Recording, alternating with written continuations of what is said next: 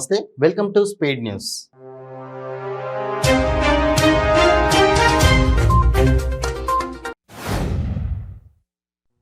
రాష్ట్ర ప్రభుత్వం అమలు చేస్తున్న కంటి వెలుగు కార్యక్రమం ప్రపంచానికి ఆదర్శంగా నిలిచిందని, అనేక మంది ముఖ్యమంత్రులు తమ రాష్ట్రాల్లో ఈ కార్యక్రమాన్ని అమలు చేసేందుకు సిద్ధంగా ఉన్నారని రవాణా శాఖ మంత్రి పువ్వాడ అజయ్ కుమార్ పేర్కొన్నారు. జల్సాల కోసం చేసిన అప్పులు తీర్చేందుకు చైన్ స్నాచింగ్కు పాల్పడిన ఓ బ్యాంకు ప్రైవేటు సెక్యూరిటీ గార్డ్ అపహరించిన సొమ్మును విక్రయించేందుకు సహకరించిన అతని మిత్రుడిని యాదాద్రి భువనగిరి జిల్లా పోలీసులు అరెస్ట్ చేశారు. ఈ కేసుకు సంబంధించిన వివరాలను భువనగిరిలో డీసీపీ రాజేష్ చంద్ర విలేకరులకు వెల్లడించారు. భాజపా రాష్ట్ర మహిళా మోర్చా అధ్యక్షురాలు గీతామూర్తి బుద్ధ భవన్లో మహిళా కమిషన్ చైర్పర్సన్ సునీత లక్ష్మారెడ్డిని కలిసి ఎమ్మెల్యే చిరుమర్తి లింగయ్యపై ఫిర్యాదు చేశారు. ఈ సందర్భంగా ఆమె మాట్లాడుతూ, మంత్రి ఎర్రబెల్లి దయాకర్, కౌశిక్ రెడ్డి, సైదిరెడ్డిలు మహిళలతో అసభ్యంగా ప్రవర్తించినప్పుడు, మాట్లాడినప్పుడు మహిళా కమిషన్ ఎందుకు చర్యలు తీసుకోలేదని ప్రశ్నించారు. సీఎం జగన్ అరాచక శక్తిగా మారారని సిపిఐ రాష్ట్ర కార్యదర్శి రామకృష్ణ తీవ్ర స్థాయిలో మండిపడ్డారు. ఎమ్మెల్సీ ఎన్నికల చరిత్రలో ఎన్నడూ లేని విధంగా దొంగ ఓట్లు, నోట్ల పంపిణీకి తెగబడ్డారని ఆరోపించారు. వైసీపీ ప్రభుత్వం ఎమ్మెల్సీ ఎన్నికలను అపహాస్యం చేసిందని అన్నారు. హైదరాబాద్ పాతబస్తీ మీరాలం ఫిల్టర్లో ప్రమాదవశాత్తు పడ్డ బాబురావు అనే ఉద్యోగి గల్లంతయ్యాడు. అతని కోసం అగ్నిమాపక సిబ్బంది ఫిల్టర్లో గాలింపులు చేపట్టింది. మీరాలం ఫిల్టర్ ఉద్యోగి బాబురావుకు 2 సంవత్సరాల క్రితమే వివాహమైనట్టు సమాచారం. నెల్లూరు జిల్లా కావలి ఆర్టీసీ బస్టాండ్లో ఒకే రోజు 2 ప్రమాదాలు చోటు చేసుకున్నాయి. ఉదయం బైక్ను ఆర్టీసీ హైర్ బస్సు ఢీకొని ఒక వ్యక్తి చనిపోగా, మధ్యాహ్నం మరో హైర్ బస్సును ఒక వృద్ధుడి ఢీకొట్టడంతో కాలు విరిగిపోయింది. చిన్నపవని గ్రామానికి చెందిన కొమ్మి అంజయ్యను కందుకూరు వెళ్లే హైర్ బస్సు ఢీకొట్టింది. విజయవాడ స్వరాజ్య మైదానంలో జరుగుతున్న అంబేద్కర్ విగ్రహ నిర్మాణ పనులను మున్సిపల్ శాఖ special chief secretary Srilakshmi, municipal commissioner Swapnil Pondkar పరిశీలించారు. ఈ సందర్భంగా శ్రీలక్ష్మి మాట్లాడుతూ, జూలై నాటికి విగ్రహం పూర్తవుతుందని, 72 రోజుల్లో మొత్తం పని పూర్తి చేస్తామని తెలిపారు.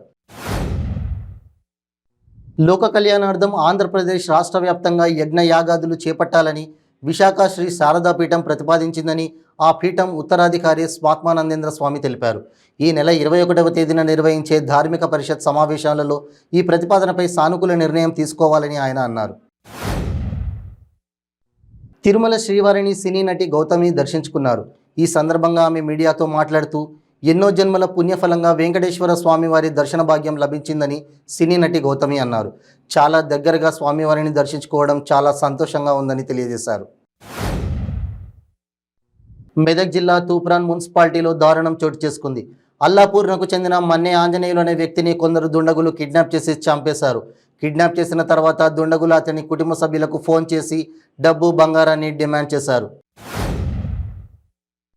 నిజామాబాద్ జిల్లా వర్ని ఉమ్మడి మండలాల రుద్రూరు మండల కేంద్రంలో రుద్రూరు పోలీస్ స్టేషన్ నందున Bodhan ACP, Rudrur CI John Reddy, Rudrur SI Ravinder media సమావేశం ఏర్పాటు చేయడం జరిగింది.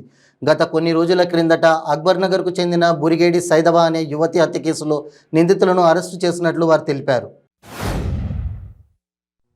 కాంగ్రెస్ పార్టీ ఆధ్వర్యంలో భారీ ప్రదర్శనకు బయలుదేరిన కాంగ్రెస్ శ్రేణులను పోలీసులు అడ్డుకున్నారు.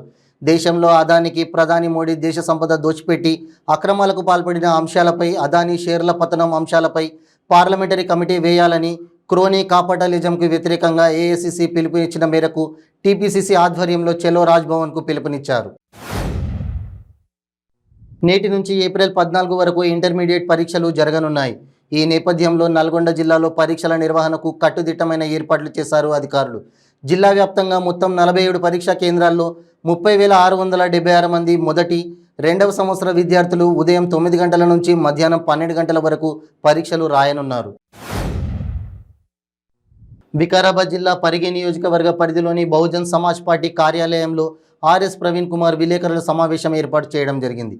ఆర్ఎస్ ప్రవీణ్ కుమార్ మాట్లాడుతూ, 48 గంటల్లో టీఎస్పీఎస్సీ రద్దు చేయకపోతే అమర నిరాహార దీక్ష చేస్తానని అన్నారు.